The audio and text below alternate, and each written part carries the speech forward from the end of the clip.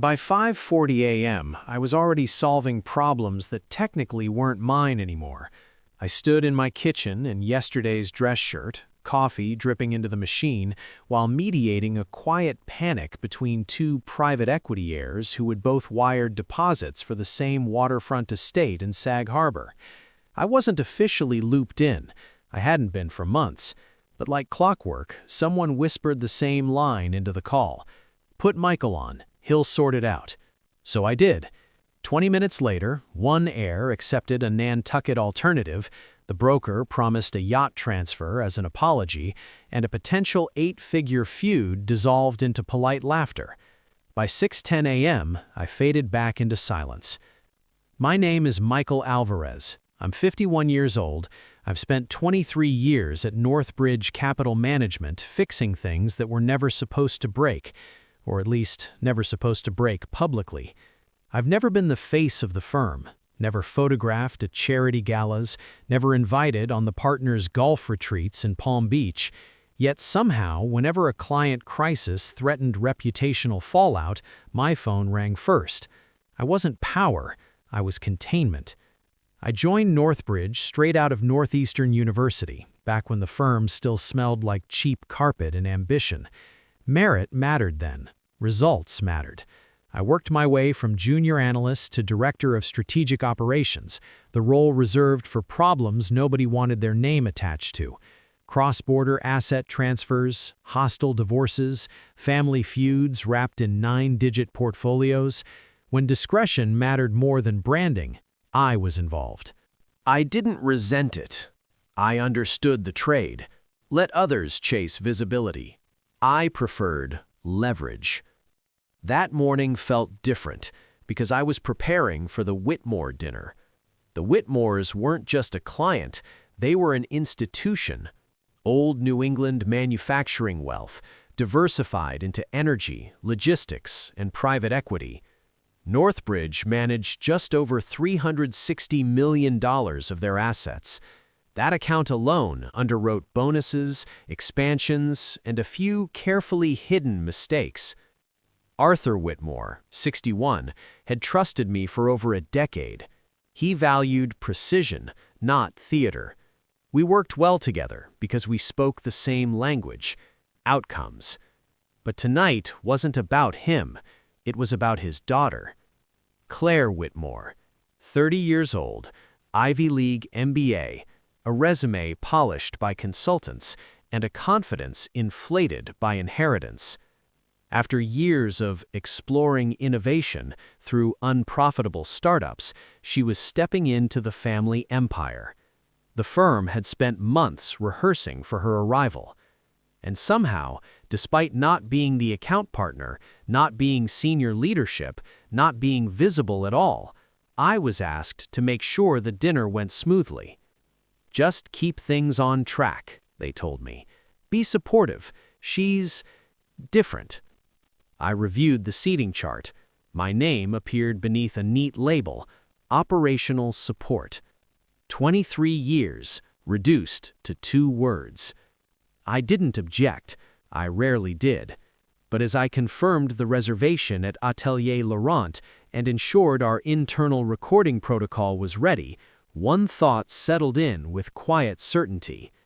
People who confuse titles with competence tend to underestimate the wrong individuals, and that mistake usually costs them more than they expect.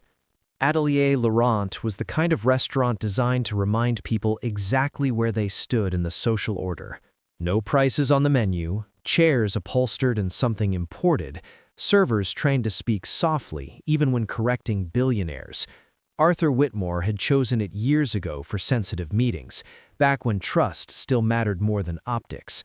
I arrived early, as always, checked the lighting, confirmed the private room, tested acoustics for the internal client record protocol, and made sure Evan Liu from compliance had his phone positioned discreetly, ostensibly for notes, but ready to capture the evening if needed. By the time the partners arrived, everything was aligned. Everything except the guest of honor. Claire Whitmore arrived 41 minutes late.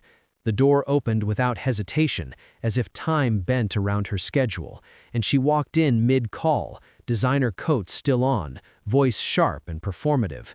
She spoke loudly about scalability and legacy inefficiencies, making sure nearby tables could hear that she was busy doing important things. No apology followed, just a casual, "Sorry, had to take that," as she slid into the seat her father always used. It wasn't accidental. When the sommelier approached, she waved him off with a dismissive laugh and asked for something expensive enough to justify the rent, smiling at her own joke. The room stiffened. Introductions followed, one by one. Partners who usually ignored me suddenly overperformed, pitching strategy like contestants seeking approval. Claire nodded occasionally, eyes drifting to her phone, attention fragmenting whenever the conversation required listening rather than admiration.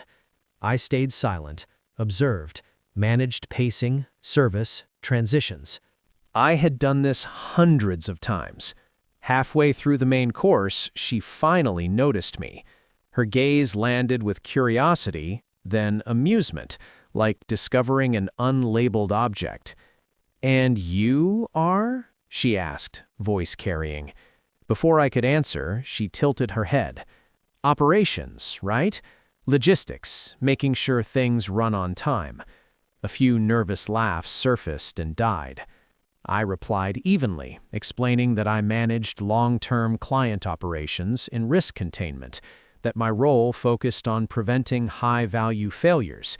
She smiled, unconvinced, and waved the explanation away. "So, internal. Got it." From then on, I was invisible again, which suited me. What didn't escape me was Evan's phone, quietly recording, or the way several partners avoided eye contact, already sensing momentum shifting. By the time dessert arrived, the evening had hardened into something brittle.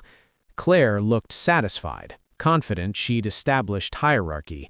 No one corrected her, no one interrupted, and that silence told me everything. Coffee arrived in porcelain cups thin enough to feel ceremonial, and the conversation drifted towards safe, inoffensive territory. Interest rate speculation, secondary homes in places most people only saw through glossy spreads, vague talk of the next cycle.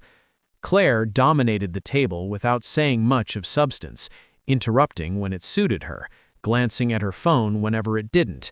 She had the effortless assurance of someone who had never experienced consequences in real time. I watched the dynamics carefully, not out of curiosity but habit. Power always reveals itself in small gestures, long before it shows up in contracts. When the check was discreetly settled and chairs began to shift, the evening reached its closing ritual. I stood and moved around the table, extending my hand with the same professional courtesy I'd offered hundreds of clients over the years. "We haven't formally met," I said calmly. "Michael Alvarez, I've overseen your family's portfolio operations since your father first partnered with us."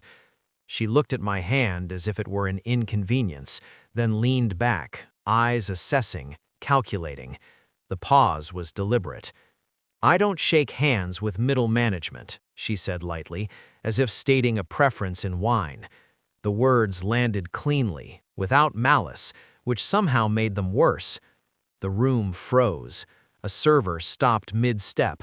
Someone cleared their throat and failed. I withdrew my hands slowly, nodded once, and replied, "Understood. Thank you for clarifying." Then I turned my head just enough to meet Evan's eyes. He gave the smallest nod. The recording was intact. I returned to my seat, smoothed my jacket, and said nothing further. There was nothing left to add. Claire smiled, satisfied, unaware that she just provided a perfect, unfiltered demonstration of her judgment.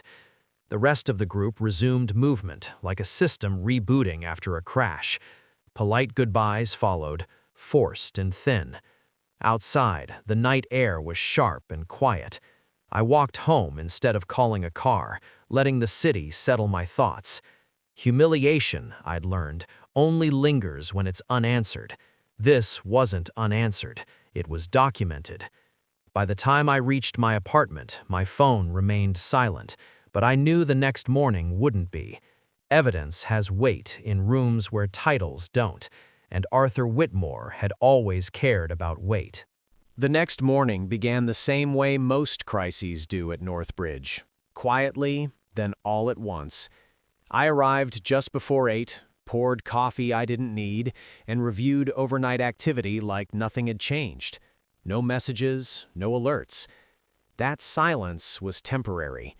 At 8:42 a.m., the first sign appeared, an automated calendar update informing me that the Whitmore transition meeting had been postponed indefinitely.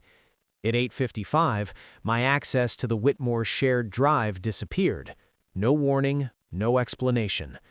By 9:10, my name vanished from the client distribution list entirely.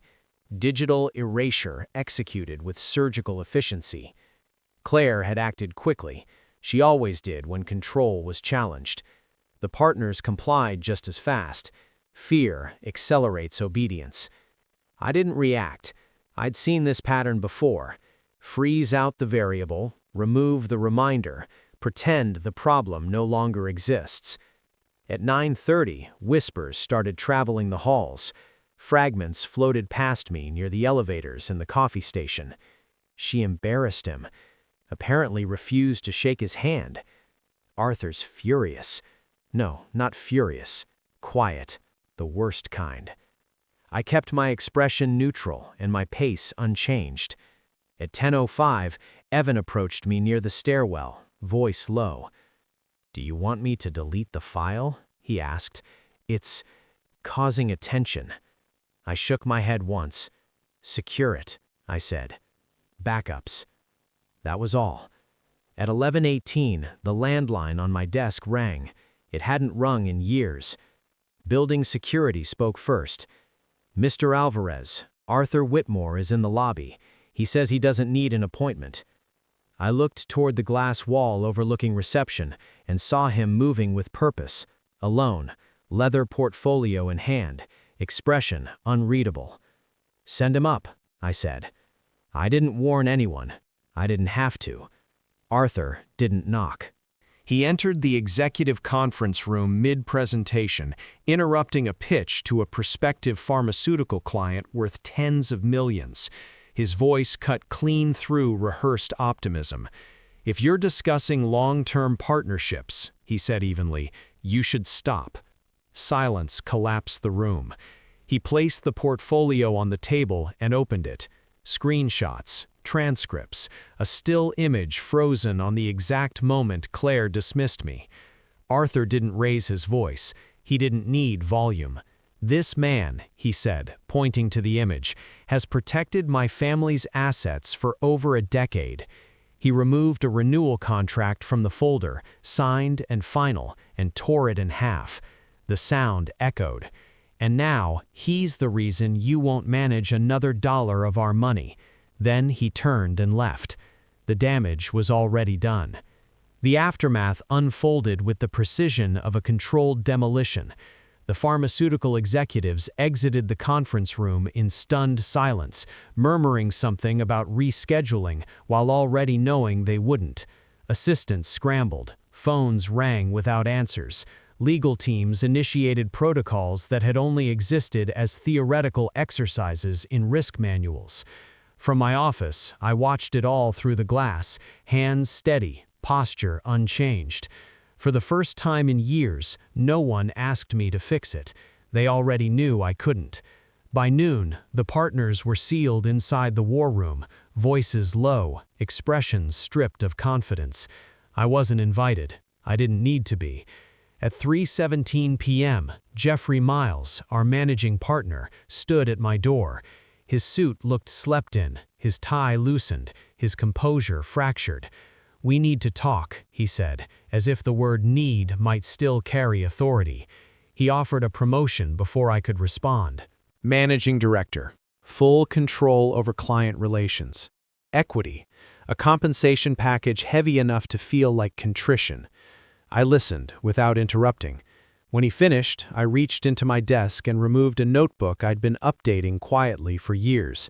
Inside were dates, outcomes, names, decisions redirected, disasters averted. Evidence, not ego.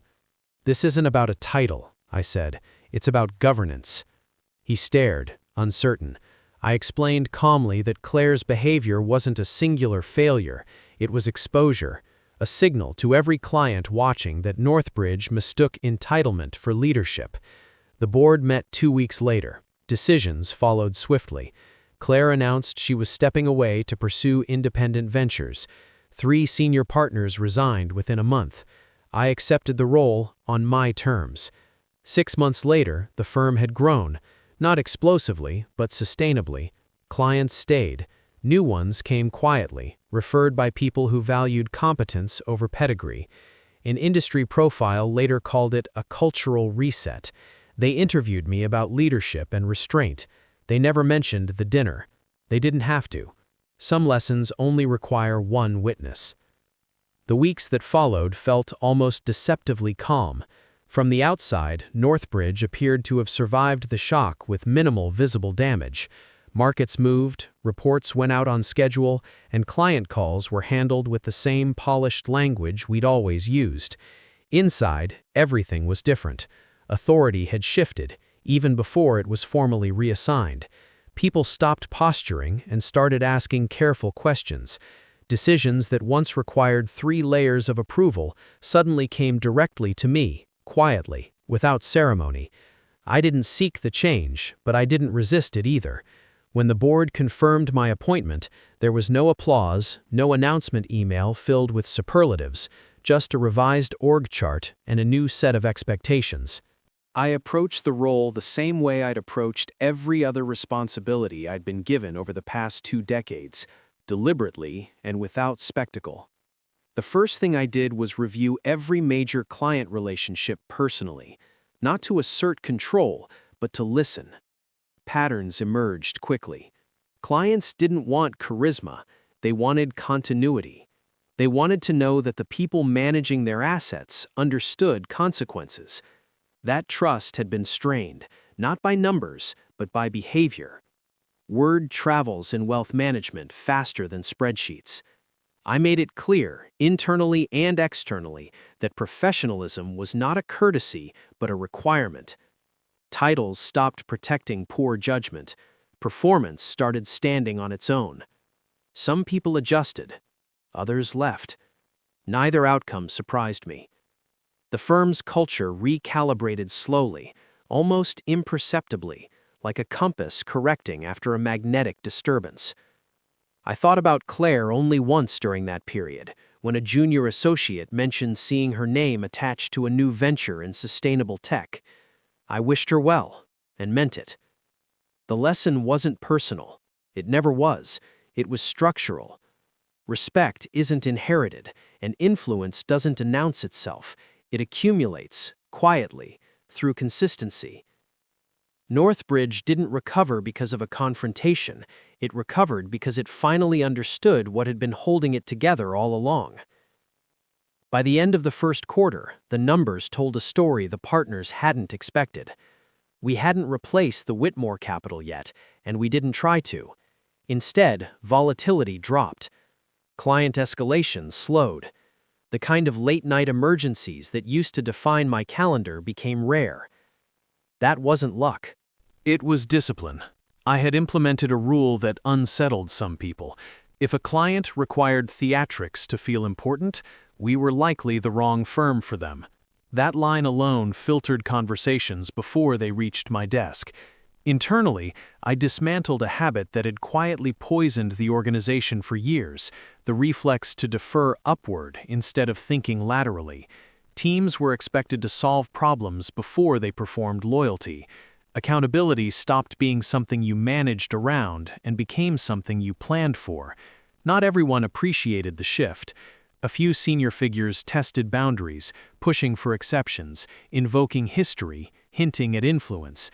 I listened, acknowledged, and declined. Consistency is persuasive when applied without anger. Gradually, the noise thinned. Clients noticed first. A family office in Zurich expanded its mandate after 6 months of uneventful stability. A logistics founder from Rotterdam transferred a dormant portfolio simply because, in his words, your people don't posture. These weren't headline wins, they were durable ones. I kept my routines simple. Early mornings, clear memos, fewer meetings, more decisions. Occasionally, someone would reference the night at Atelier Laurent, always indirectly, as if naming it might reawaken something volatile. I never corrected them. The story had already settled into its proper form, not a scandal, but a turning point. One afternoon, Arthur Whitmore called, not to discuss business, just to check in. We spoke briefly, professionally, about markets and timing. Before hanging up, he said, "You handled that exactly the way I hoped you would." There was no apology in his voice, no justification, just acknowledgement. That was enough. When the annual industry conference came around, Northbridge was invited to speak on a panel about governance and long-term trust. I sent 2 senior managers instead. I didn't need visibility. Influence, when it's real, doesn't require repetition. I walked back to my office afterward and reviewed a client note about succession planning. It felt routine. That was the point.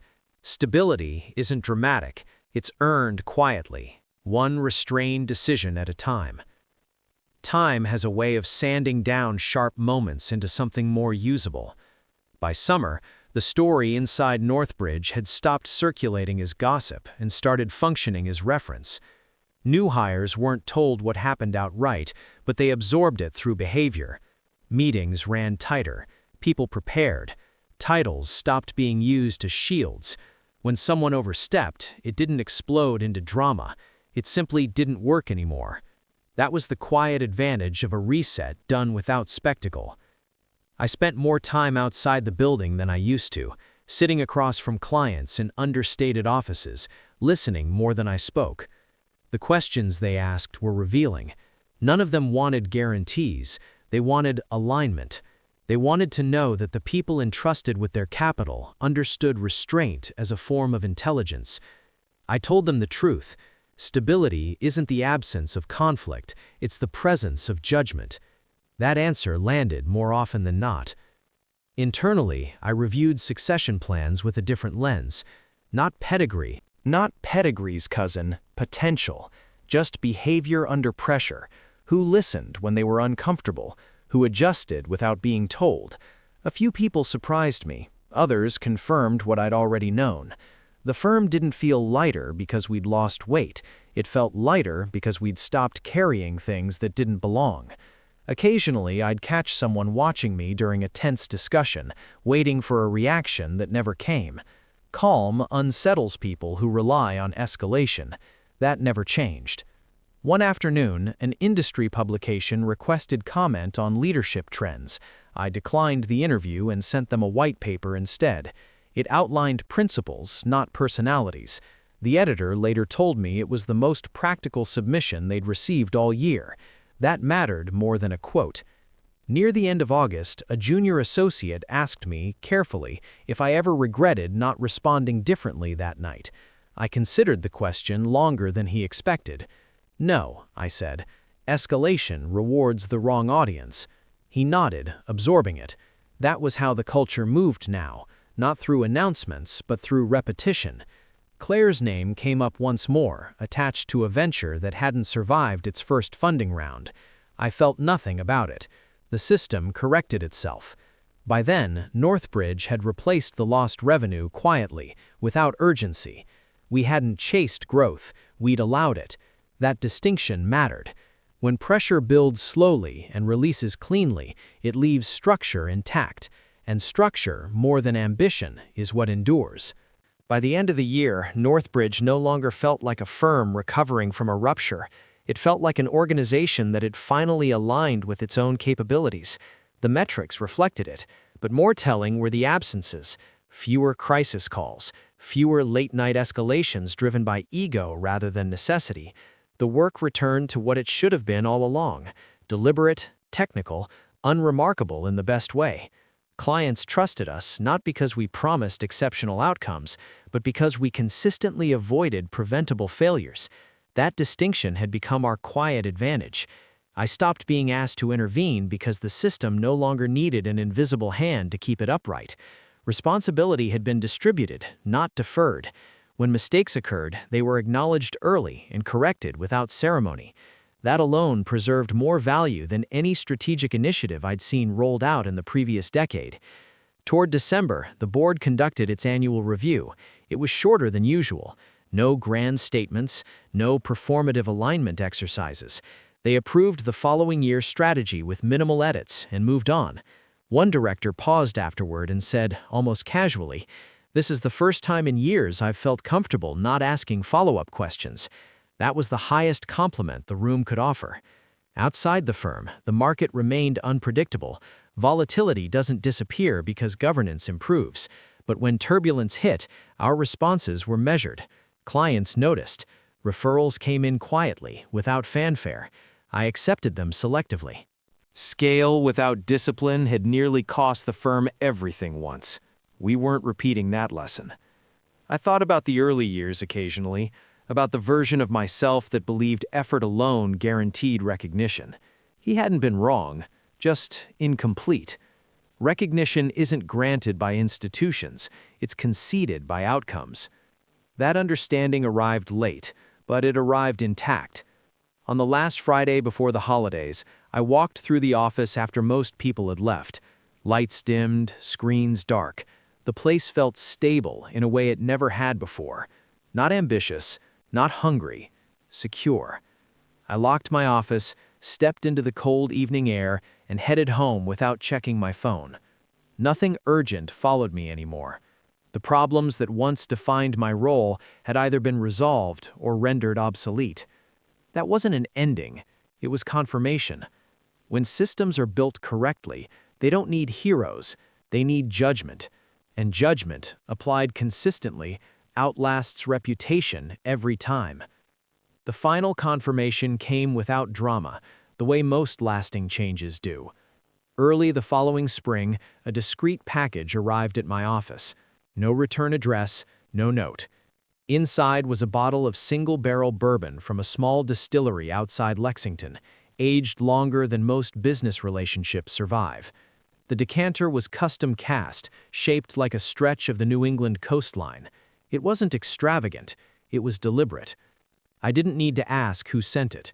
Arthur Whitmore had always preferred gestures that said exactly enough and nothing more. I placed it in the cabinet behind my desk and went back to work. That afternoon, I signed off on a succession framework that would outlast me by design. No single point of failure. No personalities embedded into process. Quiet safeguards, layered accountability, clear authority. The firm would continue without requiring anyone to be underestimated again. Months later, an associate asked me what had changed most since I'd taken the role. I told him the truth. We stopped mistaking volume for influence. He seemed satisfied with that. I never heard Claire's name mentioned again inside Northbridge. She became what most people who confuse access with ability eventually become, irrelevant to the systems they once assumed would orbit them. The dinner faded into institutional memory, referenced only indirectly, like a fault line mapped and reinforced. I didn't revisit the recording. I didn't need to. Its purpose had been served. Respect, I learned, isn't enforced through confrontation. It's established by consequence and preserved by restraint. The firm didn't elevate me because I demanded it. It adjusted because ignoring reality had become too expensive. That was the real lesson. Not that arrogance destroys, everyone knows that, but that competence, when left unacknowledged long enough, eventually forces recognition on its own terms. I never sought the spotlight. I still don't. Influence doesn't announce itself. It accumulates quietly, decision by decision, until the structure around it has no choice but to adapt. That was the ending. Not a victory lap, not revenge in the theatrical sense, just alignment. And alignment, once achieved, doesn't need repeating.